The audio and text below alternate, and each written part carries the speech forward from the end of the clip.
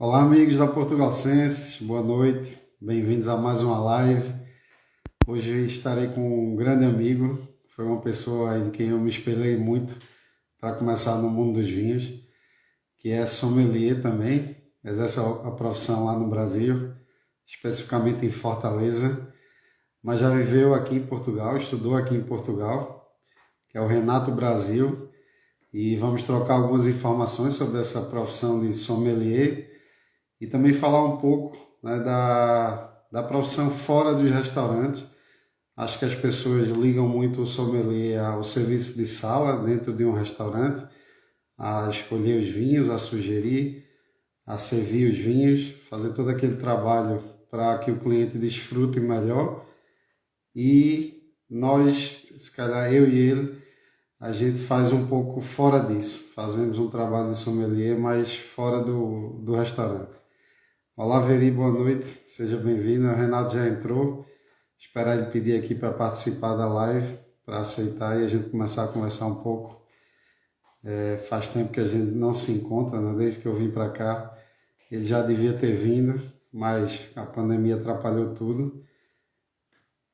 Deixa eu aceitar aqui agora. Acho que agora vai começar. Olá, Olá, amigo Renato. como Tudo é que tá, bom? Jequim? Tudo bem? Tudo tranquilo. Me ouve Consegue me bem? ouvir bem? Sim, Aqui? perfeito. Aqui sim. E aí? Um brinde, seja bem-vindo, meu amigo. Você tá com branquinho? Eu tô com tinto. Tudo Pensei, bem. pensei em trazer um branquinho também. Foi? Pensei. Eu tô numa fase muito de vinhos brancos, viu? E agora está começando a esquentar aqui, aí eu acho que vai ser mais ainda o consumo de vinho branco. É. Aqui já é a vida. Olha, Eu bebo vinho branco sempre, gosto também. E principalmente os daí. Eu sim, tava, acho que o eu tava pensando Brasil, num Dão, em cruzado também. Fortaleza, acho que a temperatura é ideal para os brancos, o ano todo. É sim, é sim. Então, muito bom lhe Olha, ver, então muito falando um bom pouco aqui participar aqui de desse como a bate-papo com gente se você. conheceu. Sim, sim, muito bom, né? Demorei um pouco para entrar aqui nas lives, mas agora tinha que ser contigo, uma das primeiras. Eu acho que a gente tem uma relação muito antiga aqui no mundo dos vinhos. Eu estava falando aqui no início que você foi uma das pessoas que me inspirou a vir para o mundo dos vídeos, trabalhar como profissional, dos tempos aí da ACAV, dos nossos encontros vínicos. E desde que eu comecei aqui, eu acho que a gente sempre trocou mensagens, né? Conversou sobre o assunto. Então hoje vamos fazer uma conversa aqui para as pessoas verem, contar um pouco da nossa história. Eu queria que tu começasse se apresentando, falando tua trajetória, como é que chegou até aqui. Certo. Bem, eu comecei na adolescência se interessando por vinho, mas ainda não bebia a sério. Bebia o que tinha, bebia os vinhos alemães, o Liebfraumilch. Foi o que fez eu me interessar. Depois bebi tudo que era de os vinhos de mesa que o Brasil produz. Até começar a ver que tinha graça. Tinha alguns vinhos que tinham ali alguma coisa diferente. E eu sou químico por formação, e aí também sempre puxava um pouco para essa parte mais técnica, para a parte de tentar buscar um pouco de seriedade na bebida. E aí, depois de algum tempo, comecei a ver que realmente tinha diferença de uvas, de regiões, e por que eles ganhavam tantos valores comerciais, ou seja, isso virou um hobby que foi ganhando corpo. Até em 2008, comecei a estudar um curso de sommelierie lá no Rio Grande do Sul, e eu ficava fazendo visitas regulares lá nos módulos do curso, e isso foi me pegando de um jeito que não deu para voltar mais. De lá, 2009, 2010, comecei a trabalhar no curso de gastronomia da Universidade Federal aqui do Ceará, e isso também já me trouxe muito mais proximidade com o vinho. Tá trabalhando no curso de gastronomia, com formação, com tudo. Isso fez com que eu evoluísse mais no estudo, até em 2011, iniciando a ABS Ceará, a qual eu sou diretor desde quando fundamos. e já fui vice-presidente, presidente, hoje estou na direção financeira da associação. Aí vi que a atividade de sommelier é muito bacana, mas existia uma lacuna que eu acho interessante, que era o estudo acadêmico.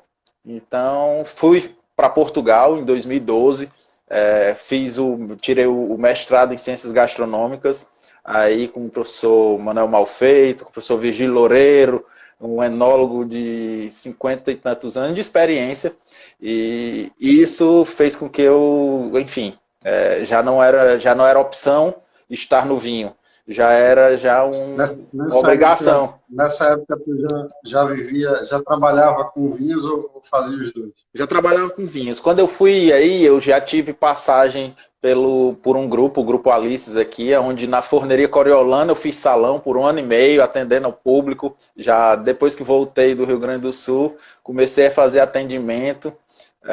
E aí também isso era muito legal, porque eu gosto de conversar sobre vinhos, e aí eu faço as pessoas provar coisas novas, e acho que a grande graça do sommelier é tentar quebrar alguns preconceitos, é tentar fazer com que as pessoas conheçam coisas novas. Então acho que esse é o meu grande desafio, é a minha grande missão. Então, academicamente, aí fui evoluindo e estudando e tudo. Hoje estou no doutorado, estou tirando doutorado na Unicamp, em São Paulo, e também estudando análise sensorial de vinhos na Unicamp. E acho que essa vida já não sai mais, já é a linha máxima, já é o objetivo principal de vida. Então, nesse tempo, depois do Alice, já não trabalhaste mais diretamente na sala, digamos assim, no restaurante? Não, trabalhei muito mais com formação. Quando eu voltei do mestrado, ainda dei consultorias a distribuidores e importadores aqui em Fortaleza, a Decanter, por exemplo. Então já trabalhei 2 anos com a Decanter, com os vinhos da Decanter, ou seja, fazendo formação, fazendo apresentação, elaborando cartas direcionadas a determinados clientes da distribuição. Mas já não fiz mais salão, tenho uma saudade imensa de fazer um salão. Já tô louco pra... Você até que fazia, mas era mais nos eventos, né? Quando a gente tava na ABS, às vezes na ABS, na Cava, ia lá fazer o serviço dos vinhos e abrir. Mas isso eu faço questão. Todos os eventos da ABS você vai ser servido por mim. Então, eu faço questão, porque é uma coisa que eu gosto, é uma coisa que faz com que a gente exercite a prática do diálogo mesmo. O serviço em si exige um protocolo, uma postura que eu gosto muito. Eu disputo os concursos também. E aí esqueci de dizer, em 2019 tive a participação no concurso brasileiro, fiquei em 3º lugar do concurso brasileiro de sommelier. Então eu preciso exercitar, Então eu sempre... Numa mesa, eu sempre me proponho a servir, eu faço questão. A ideia de falar hoje é porque também essa parte da minha trajetória dos vinhos não passou diretamente pela sala, né? Eu nem cheguei a ter essa experiência que tiveste durante um tempo, mas eu acho que hoje com os eventos, tenho feito muitos eventos e a gente tem que exercitar isso, né? Eu acho que é uma parte legal também do trabalho do sommelier. Mas a maioria das pessoas enxerga o sommelier como aquela pessoa que está lá sempre no restaurante, né? E eu acho que hoje tem caminhos muito diversos que a gente pode seguir. Eu tenho presenciado muito aqui essa questão de pessoas que fazem o curso, se tornam sommelier, às vezes até está no restaurante, mas depois seguem caminhos diferentes, né? Então, hoje em dia, além da parte da formação e da ABS, também fazes consultoria, montas adega, fazem esses serviços que são de um sommelier, mas são fora de um restaurante também? Sim. Na verdade, Joaquim, eu vou já pedir, porque eu quero que você conte a sua história também, mas eu vou completar o que você já disse. Eu acho que tudo isso faz parte das responsabilidades do sommelier. O sommelier não precisa diretamente estar lá na ponta. É uma das funções. Hoje em dia, principalmente... pelo interesse das pessoas no mundo dos vinhos, pela oportunidade até que algumas pessoas têm. Infelizmente, nós estamos passando por um momento muito difícil, mas também fez com que as pessoas ficassem um pouco mais em casa, então tivessem momentos mais familiares, onde o vinho é muito apreciado. O vinho sempre foi uma bebida de partilha, uma bebida da alimentação, uma bebida familiar, de compartilhamento. Então, as pessoas que ficaram em casa até tiveram um aumento do consumo do vinho. Então, o interesse por conhecer um pouco mais também veio disso. Então, várias atividades de formação, inclusive online, que eu também faço aqui, surgiram a partir disso. Então, eu acho que é uma responsabilidade do sommelier da formação, ter esse contato com pessoas que se interessam pelo vinho e não necessariamente no ambiente de restauração. Né? Sim, eu acho que é isso também. O vinho no Brasil foi a bebida da pandemia, né? Todo mundo falou isso. Sim. O crescimento foi gigante. Aqui em Portugal não foi tanto, porque já é muito grande o consumo. Portugal lidera o consumo per capita do mundo. Acho que por volta de 62 litros por pessoa. Uma maravilha. Uma maravilha. Então é difícil crescer muito. Lógico que a gente vem do Brasil, tem ajudado a aumentar esses números, a gente faz a nossa parte. Mas o vinho aqui já era a bebida do dia a dia. No Brasil, sim, cresceu muito. E eu acho que esse serviço de ajudar as pessoas a ter uma melhor experiência, né? Ensinar elas a escolherem melhor, a aprender um pouco mais, faz parte. E eu acho que somos nós que temos que fazer isso. Né? A gente estuda para isso. Né? Todas as pessoas que oferecem o produto precisam ter o seu portfólio afinado, entendido por alguém que conhece o mercado, que sabe quais os melhores estilos de vinho para o determinado público. Então, o sommelier, por exemplo, quando vem trabalhar no Nordeste, tem que ter a mentalidade de que o público do Nordeste tem necessidades diferentes do público do Rio Grande do Sul. Parte, como a gente começou inicialmente, do clima.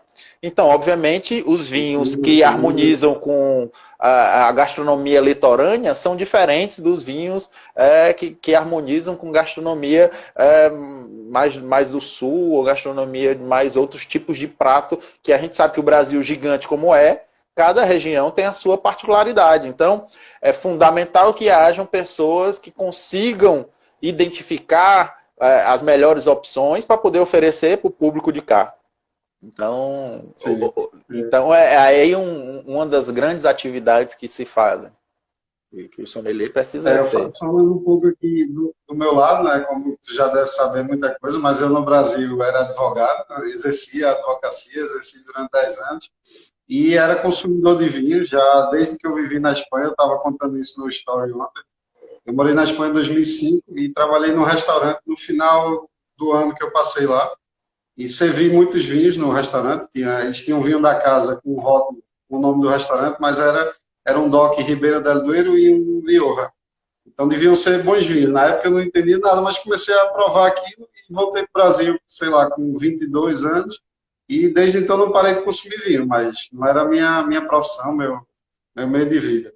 Quando eu vim para Portugal, a ideia já era sair da advocacia. Aí eu queria buscar outro caminho e os vinhos vieram na minha vida aqui, como eu moro em Coimbra, e tem aqui regiões fantásticas de vinho, a Bairrada, Dão, agora a Terra Cicó, que eu estou conhecendo mais. Isso me levou por esse caminho. Só que desde que eu comecei a estudar vinhos, eu nunca pensei em ir para restaurante. Na verdade, até cheguei a fazer alguns testes na época, no início, mas eu queria aprender um pouco do serviço.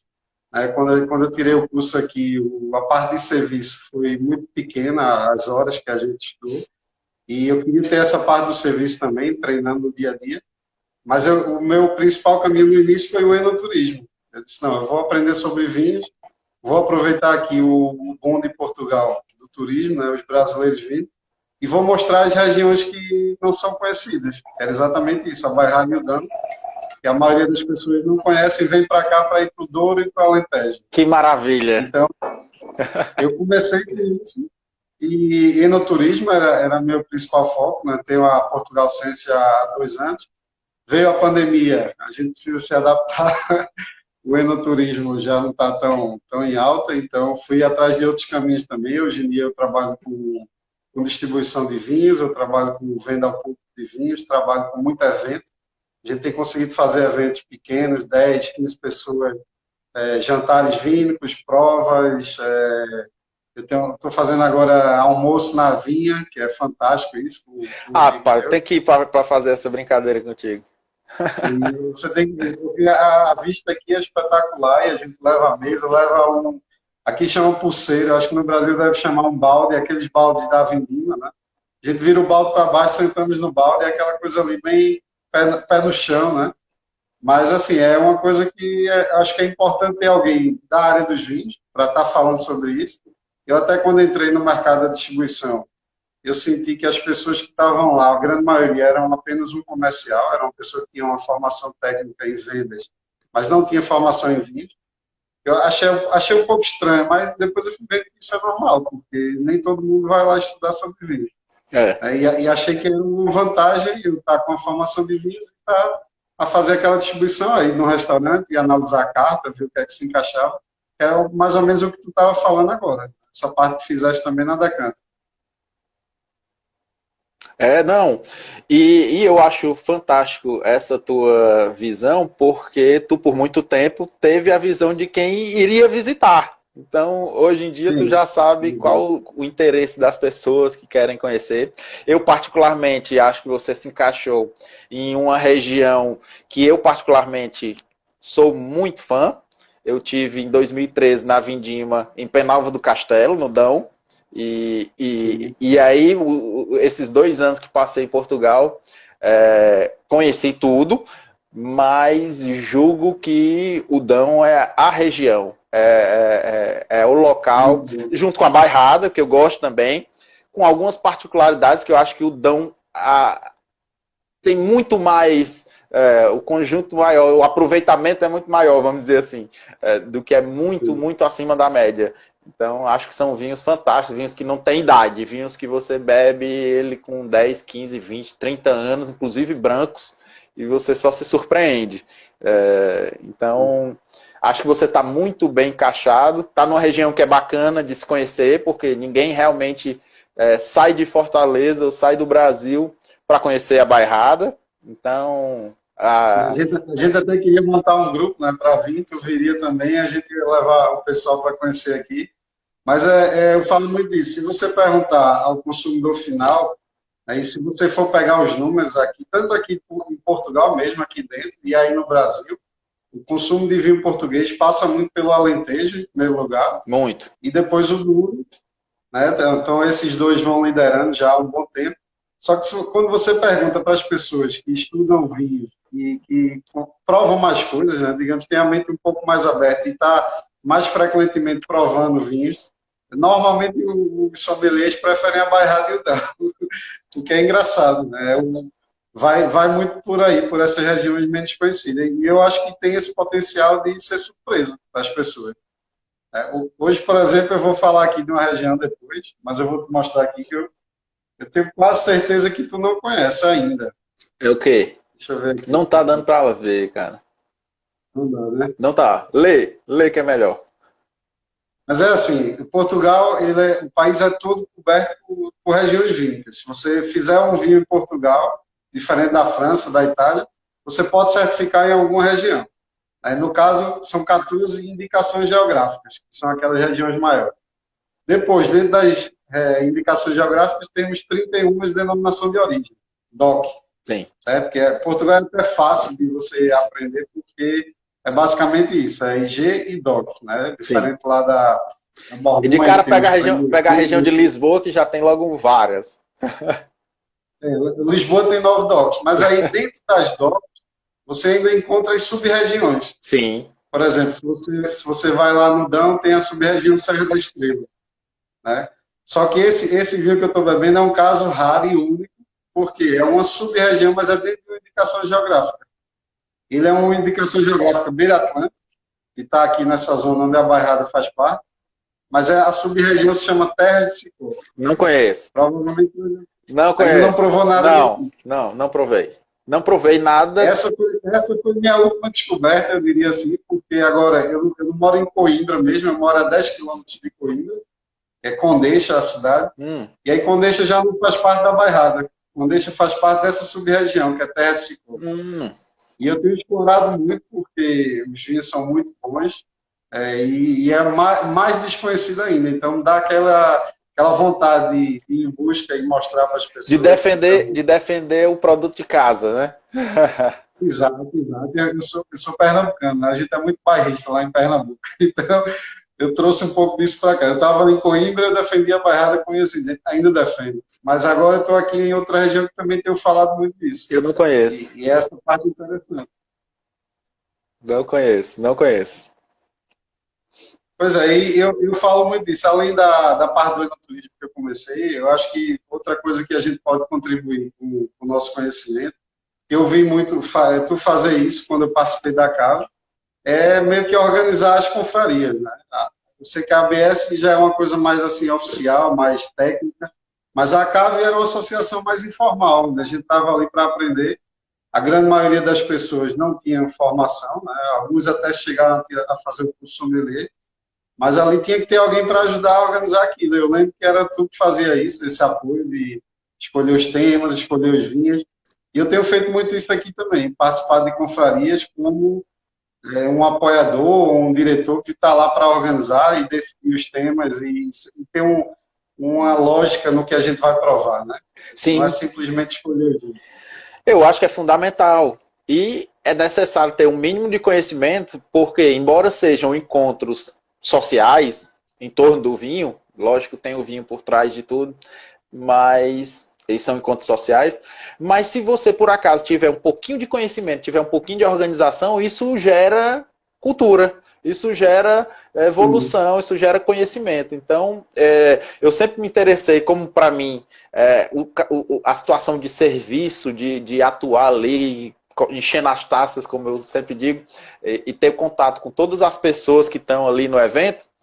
Eu já me dispunha a fazer isso pela casa, faço isso por todas as outras confrarias que eu participo também. E acho que é importante ter essa participação, acho que é fundamental ter alguém que coordene isso.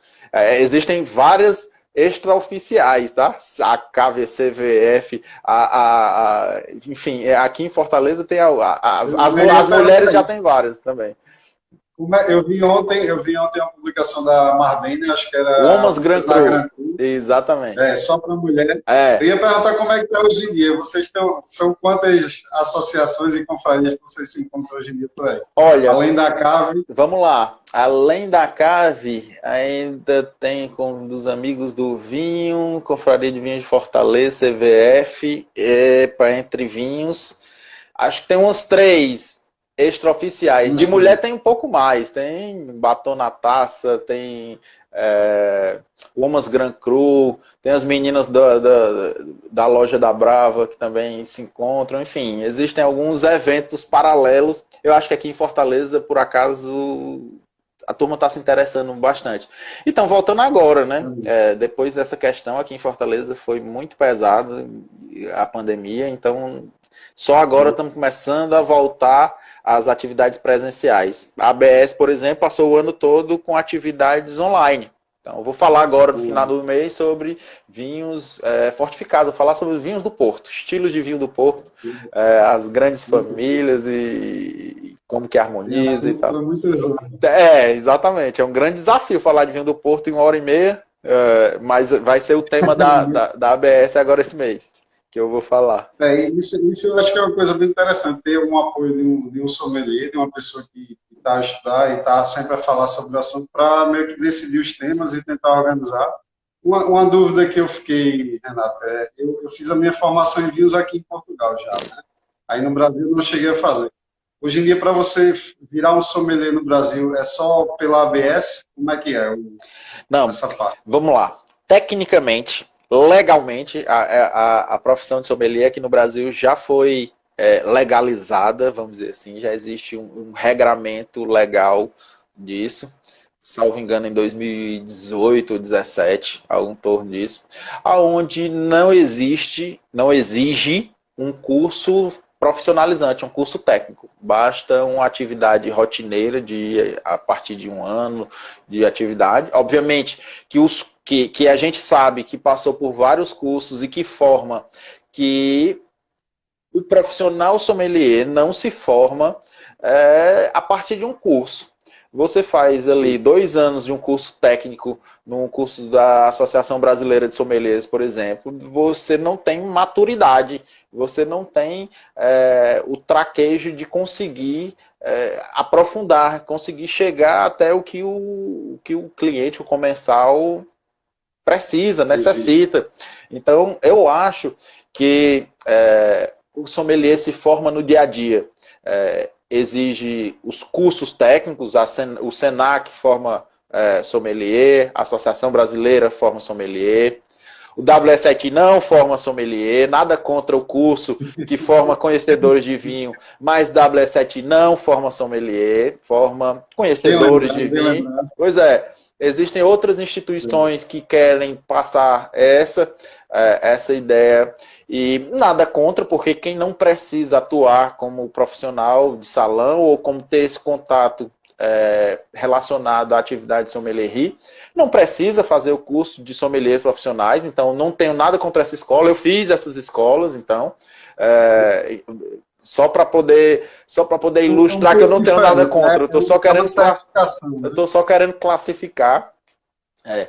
E Sim, acho, o e que, acho que todo o que eu ia conhecimento é dizer válido, aqui, mas o sommelier se forma com atividade, se forma no salão, se forma nos sim, eventos, se forma apresentando vinhos, conversando com pessoas, ganhando litragem, ou seja, ganhando prova.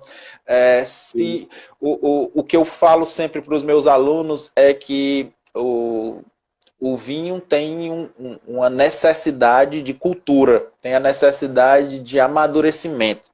Então, você não sai do 0 aos 70, que é onde eu acho que eu estou, onde eu acho que todo mundo consegue chegar, porque ninguém nunca vai chegar aos 100, então a gente vai chegar ali aos 70, 80, 90, eu me julgo nos 70, e aí eu quero chegar ali nos 90 algum dia, mas só vai chegar aos 90 quem perde tempo lendo, quem perde tempo buscando, pesquisando, viajando, conhecendo a terra de Sicó e as tem que regiões. estudar muito e frequentemente. Não Exatamente. pode parar. E perder o medo de prova, de provar coisas diferentes. Acho que o grande mal é que as pessoas se acomodam provando sempre aquela mesma coisa que já são acostumados.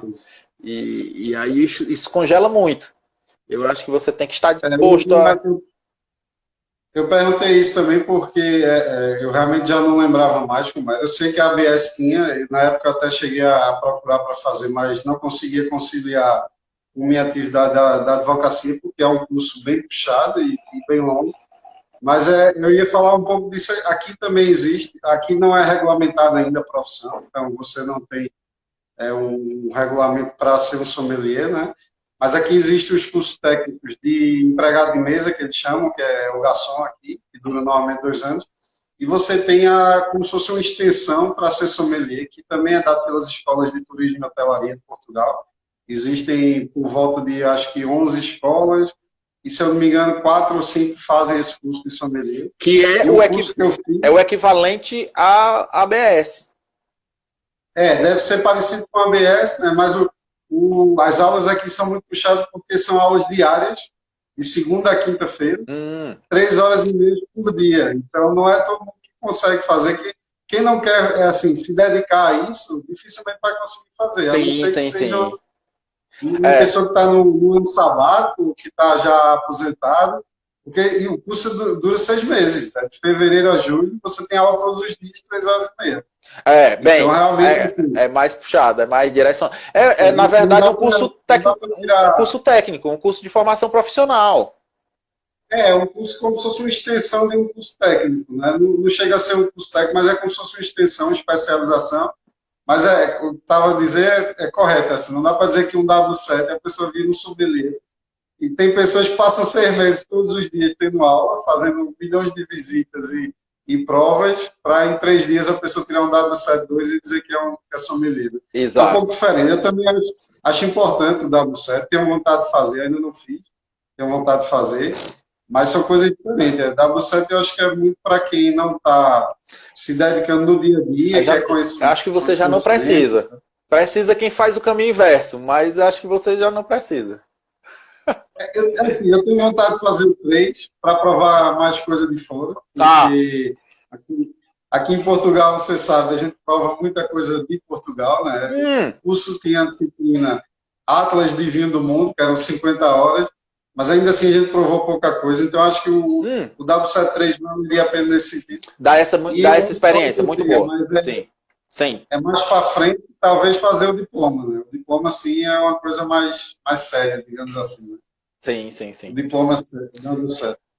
Eu migrei para a área acadêmica, então tirei o mestrado, eu estudo análise sensorial, então já busco falar de Você buscar já é um o, cientista, praticamente, o ouvinte. aprofundamento, o aprofundamento. Hoje no doutorado eu estudo o conhecimento da interação dos gostos com o vinho. Então, o meu estudo é sobre como é que o sal, o ácido, o amargo interfere na avaliação sensorial.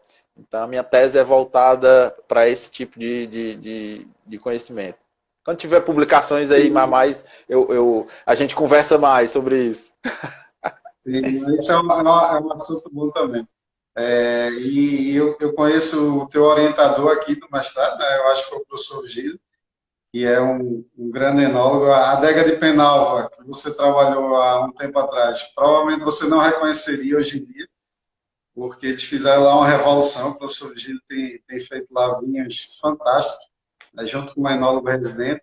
Mudaram até os rótulos, fizeram uma repaginada e estão a ganhar muitos prêmios. Já vi, eu já vi. Eu já vi, Viu? Olha, a Mel está eu já perguntando vi, aqui. tô super Esse é curioso para para ti. voltar, tô super curioso para voltar. A última vez que tive foi em 2014, ano desse vinho que eu vou já falar aqui, que não é de lá, por acaso, mas é do Dão, de Sangalhos. Mas tô super curioso para ver, porque tenho visto sim a evolução que ele tem promovido lá. Ele é um adolescente, uma pessoa que tem a Sim, vibração em tudo que fala e vale muito a pena você parar para ouvir Vigílio Loureiro, porque ele tem uma empolgação em tudo. Quando ele começou a trabalhar, a dar essa consultoria na adega de Penalva, ele tava, foi quando mais ou menos eu estava aí, foi no segundo ano dele, lá em Penalva, e ele disse: Renato, temos aqui um, uma coisa maravilhosa, mas vai precisar muito um trabalho. diamante, Vai precisar muito um trabalho. diamante para lapidar. Vai precisar muito trabalho. E aí eu acho que já foi feito um bom trabalho já. Nós estamos falando aí de 4, 5 anos e 6 anos, e ele já está começando a receber o retorno, que é muito justo. Ele trabalha incessantemente. E a experiência brutal. Sim, o professor Gila, eu já tive com ele algumas masterclasses, agora ficou complicado com o Covid, ele já é um CEO, né? Deve ter mais de 60 anos e teve que se resguardar realmente. Mas ele, além de ter conhecimento histórico fantástico, ele valoriza muito aquelas coisas tradicionais. Então ele pegou lá na adega de Penalva, começou a fazer monocastas de Jaén, de Alfrocheiro, a fazer vinho de curtimento, a fazer clarete, coisas que se faziam lá há 30, 40 anos e estava parado e ele voltou a fazer. E tem sido fantástico, realmente. Não só lá também, na Quinta dos Ternos, na Beira Interior, Isso. lá também na Vila Lourenço, no Douro, e agora Dona a Alto Graça. do Pocinho, no Douro. São vinhos fantásticos, realmente. Olha, fizeram uma pergunta aqui para ti, como é que começa a estudar a análise sensorial? A Mel perguntou por onde começar com a especialização em análise sensorial. Vamos lá. Aplicada a vinho, normalmente é um setor de estudo que fica associado, fica atrelado aos cursos estrito sensu, pelo menos, que eu conheça. Não vejo, pelo menos de cabeça aqui, eu não tenho um curso de especialização em análise sensorial de vinhos. Normalmente é um setor de estudo atrelado dentro das ciências de alimentos ou dos cursos tecnológicos em enologia, que já no Brasil já tem, existe o curso de formação em enologia lá no Rio Grande do Sul e na região também ali do Vale do São Francisco. Quase todos os cursos estrito sensu têm algum setor de estudo relacionado à análise sensorial. Então, eu recomendo que busque alguma universidade que tenha da área de ciências agrárias, da área de ciência de alimentos, engenharia de alimentos, que tenha algum eixo de estudo, setor de estudo, análise sensorial, e dá para aplicar muita coisa relacionada a vinho. Mesmo quem não mora em regiões que tenha tanto acesso, acho que existem muitos estudos que dá para você trabalhar com vinho em qualquer lugar. Eu hoje estou em Fortaleza, faço o doutorado na Unicamp em São Paulo. Ainda nem estive lá, mas daqui a gente já consegue trabalhar, então devo ir para lá agora. A pandemia dificultou algumas coisas, mas facilitou outras, né? Antigamente a gente tinha que estar lá para fazer os cursos, agora a gente faz, aí conversa e faz, vai para todo sítio Pois é, então o meu doutorado é atrelado dentro da Faculdade de Engenharia de Alimentos da Unicamp, no Departamento de Alimentos e Nutrição. Então, eu estudo o setor de análise sensorial, que é análise sensorial e ciência de consumidores, ou seja, uma aplicação do estudo sensorial, do que o corpo mede a partir de todos os seus sentidos, e aplicando a vinho, no meu caso. Então, qualquer curso estrito sensu, a maioria deles dentro das ciências agrárias e engenharia de alimentos, enfim, tem esse setor de estudo e dá para aplicar. Qualquer dúvida, fala comigo, que ideia para trabalho eu tenho demais. Agora eu vou, aproveitando então que a gente veio para esse assunto, vou ter uma curiosidade que surgiu. O professor Virgílio escreveu o livro, que é Vinho Sentido, sem descrição de aromas e sem pontuações. E ele fala muito que usou os alunos para fazer vários testes e investigações. A tua investigação tem um pouco a ver com isso também, Por acaso, a mudar um pouco a forma da gente provar, daquela questão de dar pontos e tal. Por acaso, eu li o livro antes de sair, tive a oportunidade de apreciar o livro antes de ser publicado. Tem matéria nossa lá. Tem provas de vinho que a gente aplicou na minha dissertação de mestrado, que foi no Instituto Superior de Agronomia, onde ele e o professor Malfeito passaram a vida em formação. O professor Malfeito foi meu orientador, ele foi co-orientador e mentor de todo o trabalho. Então, muitas dessas provas foram aplicadas do que foi escrito no livro. Algum disso foi aplicado durante os 2012, 13 e 14, que eu estava por aí. Então, ele tem um método que é fantástico, que é para tirar o medo das pessoas que não têm aquela fluência ao colocar o vinho na taça e descrever descritores, tentar dar notas sobre vinhos. Então, ele sempre buscou fazer com que as pessoas perdessem o medo de provar vinhos. E eu acho que ele faz muito sucesso com isso. E esse é um dos métodos. Inclusive, nós temos já uma publicação científica relacionada ao método emocional do professor Virgílio Loureiro, que é provar vinho simplesmente dizendo: eu gostei, eu não gostei, eu estou com expectativa de colocar na boca, muita ou pouca, eu me surpreendi, eu me decepcionei. Então, a partir de questionamentos que qualquer pessoa pode responder, ou seja, qualquer pessoa sabe se gostou, se não gostou, se surpreendeu ou se decepcionou. Então, isso faz com que... Olha, o Bruno tá dando um alô aqui. Grande, Bruno. Um abraço. Tô lhe esperando. É da Garrafeira Nacional, né? Sim. Garrafeira Nacional. Os profissionais do setor viram um pouco os olhos para isso, viu, Renato? Mas para o consumidor final, esse tipo de prova é muito interessante, porque realmente quebra algumas barreiras. Eu acho que eles viram um pouco os olhos inicialmente, mas se aproveitam futuramente. Porque quando você traz mais gente para provar, quando você traz mais gente para poder apreciar e entender um pouco de vinho, porque, na verdade, eu acho que a grande barreira do vinho, Portugal, 60 litros por pessoa per capita, mas o Brasil, que consome 2,6, sendo que desses 2,6 litros ainda tem um bocado de vinho de mesa aí, O Brasil precisa, 90%. o Brasil precisa fazer as pessoas provar vinho, perder medo. E quando eu Sim. tenho um método que faz as pessoas perderem o medo, daquela snobice de colocar um vinho na taça e dizer 10, 20 descritores, mesmo que o vinho seja simples, a gente não tem a necessidade de colocar o vinho na taça e toda hora tá sentindo cheiro, aroma disso, daquilo, e ele precisa mudar, e ele precisa ser assim, assado. O vinho é para ser. Mas é por isso que vira os olhos, porque perde esse diferencial, né? E normalmente muita gente gosta de mostrar que tem isso, né? Exatamente, eu acho que é E, uma reserva de mercado. Por mim, quanto mais pessoas provarem, melhor. Então, eu vou usar o meu estudo também nessa linha que o professor Virgílio tem, de tentar quebrar barreiras, de tentar facilitar o acesso ao consumo do vinho, tentar facilitar com que pessoas percam o medo, não é isso? eu falo muito em minha defesa também, eu uso o método do professor e defendo quando as pessoas falam.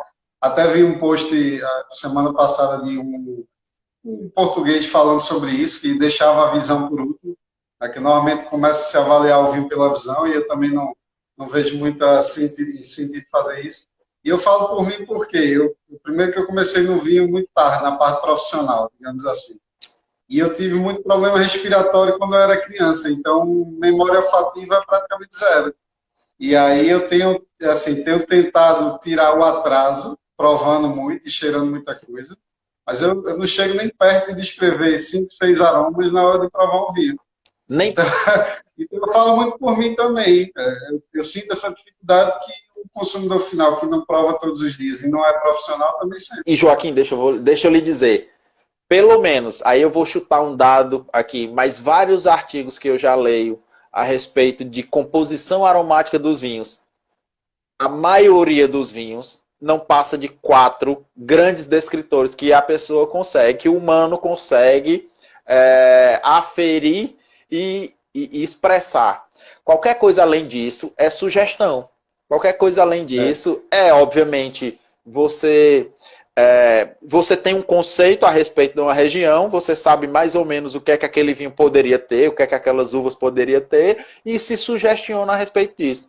Mas a percepção aromática, os receptores olfativos que a gente tem não conseguem ter a seletividade que os equipamentos analíticos conseguem ter para poder descrever 20, 30 descritores. A gente passa por 3, 4, 5, 6 quando o vinho é espetacular e quando você tem tempo de prova. A maioria das pessoas faz essa análise ali, em 30 segundos. Colocou o nariz no vinho e cospe 10 descritores aromáticos ali, independente de qual vinho esteja provando. Eu olho para isso e digo, eu realmente não sei de nada. Eu realmente não sei de nada. Difícil, né? Mas aí quando eu vou ler, mas quando eu vou ler os trabalhos, tá? Que é onde a ciência explica, que é onde as coisas são construídas, os conceitos são fundados, não tem isso. Então eu prefiro acreditar no que a gente consegue comprovar. É uma coisa que também eu falo muito, essa parte que a gente tá, que até tu falaste, né? O sommelier ele é feito no dia a dia, no trabalho, na prova, no atendimento das pessoas. E como eu nunca trabalhei na sala, no salão, no restaurante, eu não tive essa formação lá dentro. E o que é que eu fiz? Eu busquei participar de tudo que fosse possível. Ou seja, tinha um jantar vinho, e Coimbra no início, quando eu cheguei aqui, era muito deficiente nisso, mas melhorou muito. Ou seja, tinha um jantar vinho que essa semana eu ia. Tinha uma prova de vinhos com o professor Vigílio no Museu do Vinho da Bairrada, eu ia. Tinha uma feira de vinhos no Porto, eu ia. Então, eu realmente, nesse tempo que eu transformei a minha atividade profissional para os vinhos, eu tentei recuperar dessa forma. E às vezes fico estranhando quando as pessoas não têm a empolgação que eu tenho, quando fala assim, vai ter um jantar vinho a 100 quilômetros de Coimbra próxima semana com o produto tal. Eu tenho que ir, não quero perder isso. E o pessoal do não sei, é longe, tá, não vou. Então, isso realmente foi o que eu fiz para tirar esse atraso, né? Eu acho que é aquilo que tu falou, mas mesmo quem não está no dia a dia, se quiser tirar essa experiência, tem que participar. No Brasil, eu acho que é um pouco mais difícil, porque não é um país produtor de vinho, você não tem facilidade Eu aqui vou na padaria e encontro com um produtor de vinho, por exemplo. Né? Isso é muito mais fácil. Eu vou no restaurante almoçar, tá dois ou três distribuidores fazendo prova de vinho praticamente todos os dias. Então, isso foi bom para mim ter essa formação Não aqui. fala isso. Hoje eu fui almoçar no restaurante, estava lá um distribuidor, dá para provar uns vinhos novos e tal. E aí você aproveita e prova também. Então, isso foi muito bom. Eu até tive uma vez com o professor Vigílio assim, era uma terça-feira, 9 da noite, ele ia falar sobre vinhos de Itália no Museu do Vinho da Bairrada, que fica a 40 quilômetros da minha casa. Eu não contei conversa, estava lá para aprender. Então, essas coisas que eu acho que as pessoas que querem realmente estar na área e não tem o seu dia a dia assim, não trabalha num restaurante ou não está numa distribuidora, eu acho que o caminho seria isso, é participar de tudo que for possível. É caro, é um investimento que você faz, né? Tem que pegar seu carro e ir lá, tem que, às vezes, pagar para estar lá, né? Mas O você jantar já é uma coisa recebe, paga mas depois. você pode ter certeza, você recebe tudo dobrado em cultura Sim, e em satisfação. porque é aquilo que eu estava dizendo, o vinho é um mundo complexo, mas é muita informação, então a gente tem que estar, assim, disposto a ir buscar essas informações. Se a gente quiser ficar parado aqui com um pouco de teoria e lendo alguns livros, você não consegue chegar lá, né? Tem que realmente se dedicar muito. Não, não é uma profissão fácil. É não, é não. E nem é barato também. Ainda mais aqui no Brasil. É, não, não é barato.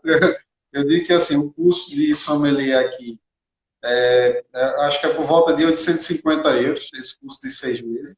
Né? Eu acho que vale todo o investimento, a prova que você tem, o network, as pessoas. Mas isso é só uma ponta, né? É só o início. Depois o que você gasta com provas, com visitas, com várias coisas, é outro caminho que tem que ser percorrido. É sim. Olha, eu vou mostrar aqui o meu vídeo, quem conseguiu Então, ver. diga lá o que é que você prova. Não, tu vai ter que ler, não precisa. Chama Monte Formigão, é um 100% Fernão Pires, que é a casta típica aqui da região. Hum, Deixa eu ver se dá um foco aqui. Tá ruim, não tá? tá, mais ou menos. Não, mas já deu melhor. Monte Formigão. Monte Formigão é 2017, 100% Fernão Pires. Na bairrada chama Maria Gomes, né? É a casta branca mais plantada de Portugal. E esse produtor mora aqui a 20 quilômetros da minha casa, é o Alexandre Carreira, ele é produtor em Renova, faz os vinhos na garagem da casa dele, ele vive no primeiro andar e a adega é embaixo, e faz um trabalho fantástico, usa castas autóctones da região e não intervém muito nos vinhos, né? Não usa muitas correções nem nada, e tá muito bom esse vinho. E eu tô aqui com um tradicional, uma Aliança Reserva do Dão 2014. Boa. Ele diz as castas aí, Turiga Esse, e esse não diz, a partir de 2015 ele começaram a dizer, mas esse aqui por acaso não. São castas tradicionais selecionadas, uma das nossas vinhas da região do Dão. 12 meses de barrica de carvalho, tem a passagem por 12 Isso é meses. comum aqui, né? Eu tenho feito uns desafios que eu chamo de desafio das castas portuguesas, que é exatamente para incentivar as pessoas a conhecer um pouco mais. E muita gente marca e diz assim, não diz as castas. E o que eu sempre digo é, olha, se é Dudão, deve ter Toriga Toriga Nacional, Nacional já é. Alfrocheiro, Jair, Tinta Roriz. Tem teoria. Se for do Dura, tem Toriga Franca. E E, a tradição em Portugal é assim. e, salvo engano, a partir de 2015 são essas quatro que constam no rótulo. Esse é um 2014, não tem. Não tem. Mas sim, possivelmente tem. De cara tem um caráter meio floral, residual ainda, de Toriga Nacional, que lembra. Toriga tá aí presente. Tá. E na boca, muito, muito delicado. Tá absurdo. Suave. Um Dão aí com 6, 7 anos de idade, né? Tá um adolescente ainda, mas ainda tá com a vida ainda muito presente, assim. Um tanino macio, redondo, delicado, granulado, uma acidez que refrescante, que pede ali pede uma comidinha também. Mas por acaso É já. um cabrito no fogo do Dão. Outra grande vantagem da gente fazer curso aqui, digamos assim, é que a gente tem acesso a esses vinhos com mais idade, que era uma coisa difícil de achar no Brasil. Mas Muito. eu estou bebendo um branco de 2017, um branco simples também, sem madeira, um branco barato, digamos assim, mas já tem 4 anos o vinho. Está aqui ainda jovem, com acidez, com fruta, com tudo. Ele já tá. Eu acho isso Ele tá com. interessante também. A cor já deu uma. Já deu uma evoluída de cor, não? Sim, Ele... mas aqui eu vou confessar um detalhe. Ah. Esse vinho foi aberto na quinta-feira passada. Tá. Já tem uma semaninha que ele está aberto, realmente oxidou um pouco. No dia que abriu não estava assim. Bom. Mas ainda está assim, tá muito bom para beber. Não, eu vou lhe dizer, essa região aí não tem para idade não. Os vinhos vão melhorando. Os vinhos vão melhorando, melhorando, melhorando. Por acaso, em algum momento vai, mas enquanto eles têm energia, eles sustentam muito bem. Eu adoro. Um tempo desse, provei um Frei João, 1974, branco. Branco, É, fantástico. exatamente. Eu provei o 67 há pouco tempo, só que era Porta dos Cavaleiros, era o da Cabo São João do Dão. Fantástico. Também provei alguns com mais idade. Eu sou fissurado no Porta dos Cavaleiros, Porta dos Cavaleiros Reserva. O branco é brutal. E quanto mais idade, aquilo parece que vai ficando melhor. É uma loucura. Uma loucura. Pois é, olha, minha amiga, eu queria que tu deixasse agora uma nota final para as pessoas que querem seguir a carreira de sommelier, e se quiserem ir para restaurante ou não, o que é que tu indicas? Quais são as tuas sugestões aí? O recado para a gente deixar aqui para os futuros sommeliers que nos Pronto. acompanhar. Eu acho uma boa porque eu trabalho com formação direta, com alunos de gastronomia, trabalho escrevendo no jornal para públicos em geral. O que eu digo é o seguinte, o vinho você só consegue ganhar. O vinho você não perde em absolutamente nada. Qualquer momento perdido com o vinho, você está ganhando em cultura, você está ganhando em experiência, você está ganhando em satisfação, você está ganhando em prazer, você está ganhando em saúde. Então, eu não tenho a menor dúvida que a escolha de viver a vida com o vinho foi a melhor coisa que eu pude fazer na minha vida. E aí, sinceramente, falo com a paixão para tentar convencer a todas as pessoas a virem comigo, porque você não vai se decepcionar. Eu acho que o Joaquim, quando diz que quando me via, teve a ideia de tentar viver de vinho também, certamente ele viu que aquilo, por mais simples que seja, está abrindo umas garrafas, está conversando, está estudando, mas aquilo traz vida, aquilo faz com que você sempre cresça, você nunca vai estagnar quando você decidir viver com vinho, viver do vinho. Em todas as áreas da sua vida você vai ganhar, você vai ter experiência, você vai conhecer gente bacana, você só tem a crescer. Eu acho que não tem outra coisa para dizer do que isso. Sim, eu acho que é isso mesmo. Eu confesso que quando pensei em mudar para a área profissional dos vinhos, eu lembrei muito de ti, até falei isso na época, porque eu enxerguei muito isso. Se Renato está lá no Brasil, em Fortaleza, né, uma terra que não é de vinhos, e ele está vivendo disso, ele está batalhando, ele está fazendo isso como uma profissão em meio de vida, e sem estar no dia a dia de um restaurante, fazendo coisas diversas, né, ou seja, com muitas opções de trabalho. Eu acho que aqui é até mais fácil para mim, eu vou ter um caminho mais fácil por estar aqui rodeado de vinhos e de regiões que produzem, e fui em busca disso também. Vai ter outras Né? dificuldades, mas sim, o fato de viver numa região vai lhe trazer muito mais facilidade. Sim, com certeza. O que eu gosto de falar para as pessoas que querem vir, e eu tento trazer também algumas pessoas, aqui uma amiga que Vinho para mim, que é a Marcela. Ela é advogada e ainda está no direito, mas eu estou vendo se ela sai do direito como eu e vem para o mundo dos vinhos. Mas o que eu digo é isso, é uma profissão apaixonante, é um mundo que você faz muitas amizades. Normalmente as pessoas têm um bom coração e gostam de receber e partilhar as informações. Agora, eu também digo que você tem que se esforçar muito. Você não acha que você vai estar bebendo vinho durante todos os dias porque não é assim. A gente, no máximo, prova todos os dias e depois cospe aquilo. E não é tão prazeroso estar provando 30, 40 vinhos no dia, né? Chega no Sim. final que você está exausto. Então, pensem que é um caminho muito apaixonante e muito prazeroso, mas que exige muita dedicação e profissionalismo também, Como tudo. né? Como tudo, como tudo, tem seus riscos. Infelizmente, tem muita gente que trabalha com vinho, que tem o alcoolismo como um mal que se pega, principalmente nos salões. Então, acho que cabe todos os cuidados, cabe essa preocupação, mas certamente você tem muito a crescer, tanto profissionalmente como se quiser ter um hobby profissional, aquela pessoa que mesmo que não viva do vinho, mas milite o vinho. Então, Sim, pode ter certeza, aprenda aprenda, divulgue, certamente você vai divulgue, ganhar muito com isso. Você vai ganhar muitos momentos, você melhore vai. a sua experiência, né? E a experiência das pessoas que vão beber aquele vinho com você. Então, eu acho que é isso. Tem um potencial enorme aí no Brasil para as pessoas aprenderem. Eu acho o teu trabalho de fazer os cursos online, de ensinar para essas pessoas de casa hoje em dia, que é muito mais fácil, é muito importante para essa educação vínica dos brasileiros e aumentar o consumo. Que é uma bebida fantástica, tem um teor alcoólico relativamente mais baixo do que os destilados, né? Sim. E é uma bebida social que a gente bebe acompanhando a refeição, depois normalmente deixa lá o vinho e vai fazer outra coisa. Então é isso. Eu queria te agradecer pela presença aqui, aceitar o convite.